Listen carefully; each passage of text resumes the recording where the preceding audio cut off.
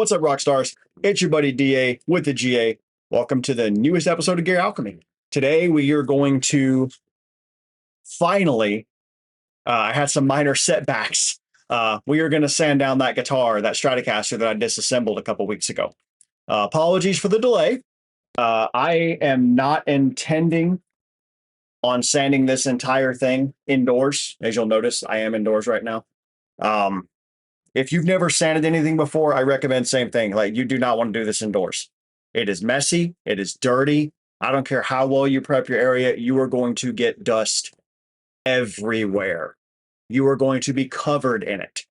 So, we don't want to do that. So I am going to turn on the sander and do a couple of passes to show you guys kind of the speed and tell you like how the flow of how I kind of do it. And I'm going to show you a couple of passes to do it. And then I'm going to turn off the sander, turn off the video, and go finish it outside. Sorry that I don't have a jig or anything set up outside so that I can really show you how the whole thing of how I would do this. It's on my to-do list, but not the to-done list. So, but don't worry. I do have a couple of other guitar bodies, looking at one right now, that we'll get to in the future. So, with that, as I mentioned, this is a very dirty thing. I don't care if you're going to do it inside or outside, by hand or by tool, especially by tool, though. There's two things we are going to wear, right? Now, I am not one of those safety people that believes that safety should create solutions for problems that do not exist. That annoys me, actually, about safety. But in this case, the problem does exist, and we need to wear the proper PPE, or personal protective equipment. So, safety glasses, something that wraps around your eyes. Ideally, motorcycle glasses would be the preferable because it actually keeps wind. It has like little foam here on the underside, and that definitely keeps stuff from getting in your eyes. But these will work just the same. It's not going to be pressurized or anything. So, it's going to keep dust enough out of your eyes. You do not want this dust in your eyes. Nitro especially, you don't want in your eyes, but really any of it, right? Second thing, and this is also why I can't do the video while I'm sanding, but respirator. This is not expensive. I think this is like 40 or 50 bucks at Harbor Freight. If you were only going to do this occasionally, there's nothing wrong with just getting like a typical dust mask kind of thing. Just please don't wear, especially when you're painting, not so much doing the sanding part, but don't put on like the cloth mask that everyone was wearing during COVID that doesn't actually stop anything. It'll stop spit and stuff. It's somewhat effective during COVID, but it's not going to be effective for this. So wear either a quality 3M dust mask, or which are cheaper, or get something like this, a respirator from Harbor Freight. Okay, so that's the PPE stuff. So join me in the workstation. All right. Let's get this out the way as best we can. Okay, so when we sand this, there are a few different items you could use to sand. It's not a one-size-fits-all. So I guess number one is by hand. If you wanted to do this by hand, if you're going to, just make sure you keep your directions the same. So if you're going to go this way, that's fine. If you want to go diagonal this way, that's fine. This way is fine, but just make sure you don't just switch in the middle. So if you start this way, for example, you want to finish the whole guitar this way. If you start here, then you want to finish the whole guitar this way. And same thing this way, whole guitar, okay? Same thing if you're using a DA, that's what I'm going to be using a DA sander like this. Then same thing, you're going to want to go and keep your direction the same, okay? If you're going to use like a polycarbide wheel or a flat disc or something like that, those are okay too. There's nothing wrong with those. Just make sure, especially if this is your first time and you've never done this kind of thing, you do not want to just jump straight to like a very low grit. You want to use the highest grit that you can to try to take this off. But if you go the opposite way, and let's say you start with, and I'm going to be really extreme and aggressive here, let's say you throw 40 grit on a DA, and you go across this, you are going to be gouging into the wood. There's going to be a lot of scratches on this. So you have to continuously up your grit and keep going over it to get those scratches out. It is a complete pain in the butt, I think. I would rather start with a higher grit. And yes, it takes me longer to get down to the wood, but I don't have, and you're still going to have scratches, let me be clear, but you're not going to have these deep gouges that you have to try to get out. So I'm going to start with 120, and we're going to see where that kind of gets us. I really wanted 240, but I didn't have any 240 laying around. So 120 is going to have to do. If you're doing it by hand, you can obviously, use more pressure and kind of dig in a bit. If you're using a DA, you're only using hand pressure enough to maintain control of the unit and be able to guide it. That's it. You're letting the tool do its work. So make sure you're not bearing down on this thing. And then the last thing I'll say, I think it's the last thing. And same thing with like a Partly Carbide or a flat disc wheel or whatever. You don't want angles. So make sure you're going with the unit. So like let's say using the wheel, you want the wheel like this, or if it's the kinds like this, keep it straight up and down. You don't want to angle it. Using a DA, yeah, I'm not going to be angling this at any point. So it's going to stay straight. And so the last thing I'll say here on this, I'm going to keep that flat. This is only going to be taken off the flat surface. That's what I'm going to work on first. Here you have this forearm contour, right? This bend here. We are not going, and I'm going to exaggerate this movement. We are not going to tilt the DA to come across this flat edge down here. We're not doing it, okay? This whole thing is curved, so what's going to happen is I'm going to have to sand this by hand. I could probably angle this and run the DA over just this part right here. But even then, there's a possibility because of the curvature that I may screw up the curve in this contour or back here. So I'd rather just do it by hand and, be done. For the back, same thing here. We're not going to turn the DA up, or we're not going to come across like this and then turn the DA up to go back here. So we're going to sand this part separately from this part here. And then on the corners, we're not going to turn the DA or whatever it is you're using to sand these corners. Flat spots of the body, especially like this, you can do with the DA. Just be careful, like I said, as you get around to like the horns here, because you don't want to flatten this horn out. And then you have, this goofy kind of cutoff right here instead of a nice sharp curve. Well, not sharp, but a nice curve. We are not going to sand in here at all. I don't care that there's overspray in here, not touching it. Do not touch it. Okay. All right. That being said, I'm going to pause for a moment, get my gear on, and then we'll, like I said, we'll do a couple light passes so I can show you guys what's up.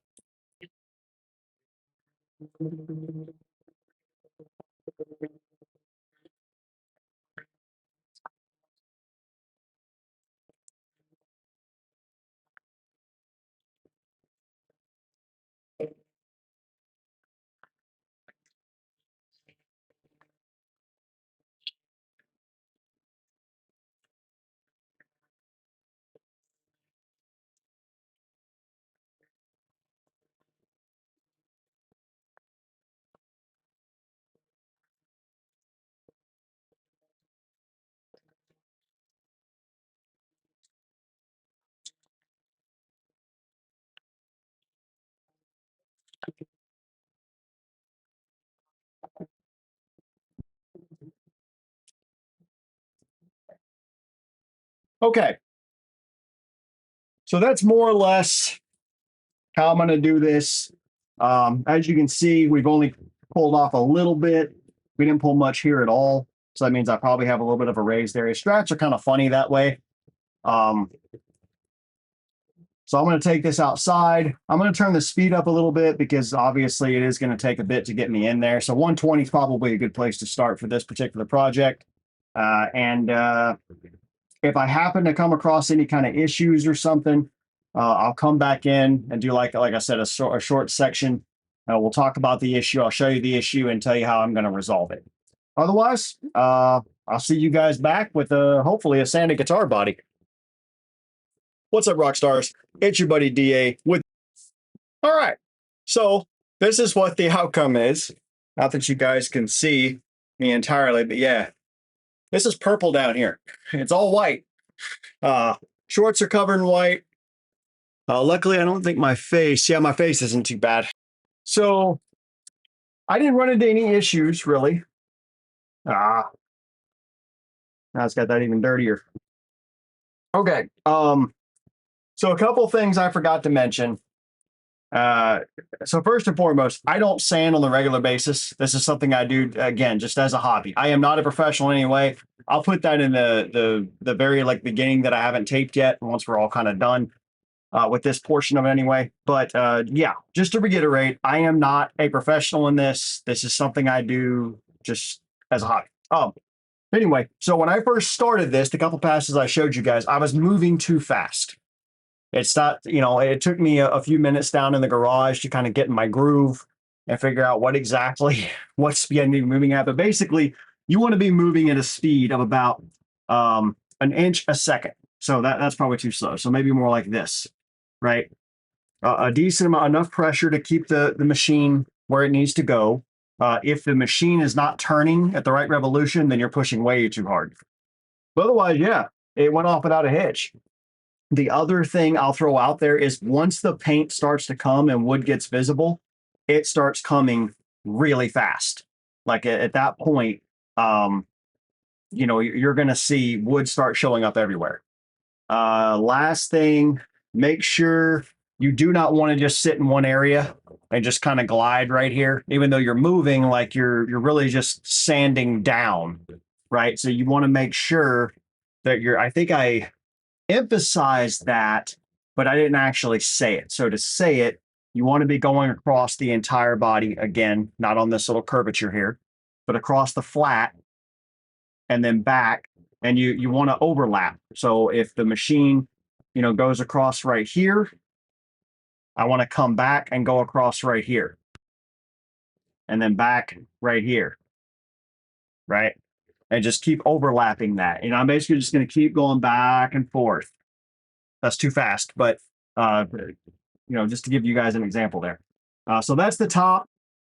This is actually quite well figured. So yeah, we may do a transparent finish on this. I really like that. I think that looks really sexy. And then there's the back. I still have to go a little bit more on this to get through the sealer. So you want to make sure you're actually looking at wood. If you can see the kind of white shimmer that's there, that's a sealer. So we want to get through that as well. More like this. This you can see. I got paint peeling off. That's good. That's a good thing. And then, yeah, the rest I'm going to have to do by hand.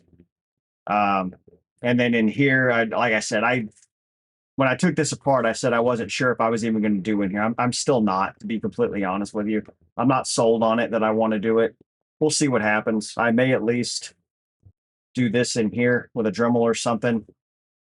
But I have also, to be fair, thought about cutting.